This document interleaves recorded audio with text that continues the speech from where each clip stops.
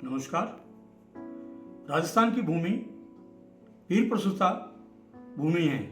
यहाँ पे बच्चों को पालने में सिखा दिया जाता है वीरत्व का लोरियाँ से उनको इतना पक्का कर दिया जाता है कि वो अपने देश के लिए कुछ भी कर सकें। मेरा नाम है राधेश्याम भारतीय और अब हम चर्चा करेंगे एक विशेष शब्द की। आप जो पहले जानकारी दूँ आपको, जोहर होता है एक शब्द और एक होता है साका। जोहर स्त्रियां करती हैं और साका पुरुष करते हैं। रतन सिंह राजा थे चित्तौड़गढ़ के और उनकी अनित्य सुंदरी पत्नी थी और इतनी सुंदर थी वो कि उसके चर्चे पूरे आसपास सब जगह थे। और ये बात पहुँचते पहुँचते अलाउद्दीन खिलजी के पास ही पहुँची।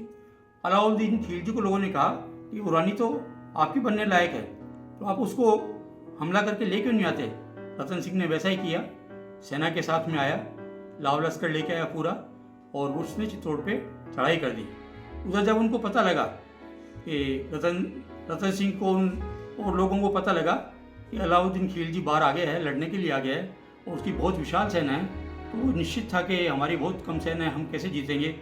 तो रानियों ने कहा कि कल को वो हमें ले जाएगा, हम क्या करेंगे। तो दो निर्णय हुए। एक निर्णय तो ये हुआ कि 16,000 से भी अधिक रानियाँ वो सामूहिक जोर करेंगे। संसार में ये कहीं भी शब्द नहीं है सामूहिक जोर, यानी आग में कूद के अपने आप को साहस बलिदान कर देना।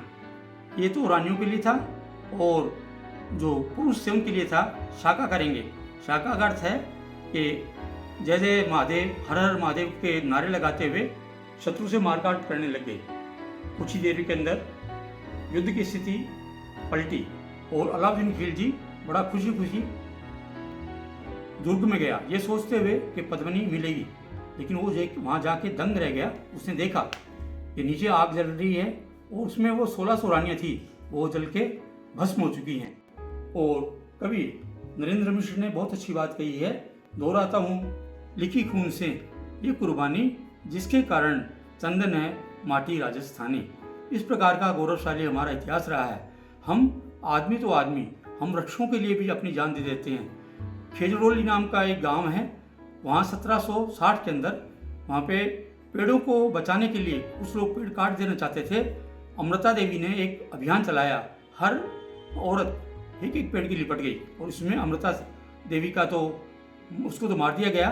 और उन्होंने एक नारा दिया था कि रूख साटे सिर कटे तो भी सस्तो जान, यानी वृक्ष को बचाने के लिए अगर सर भी कटवाना पड़े तो सस्ता है।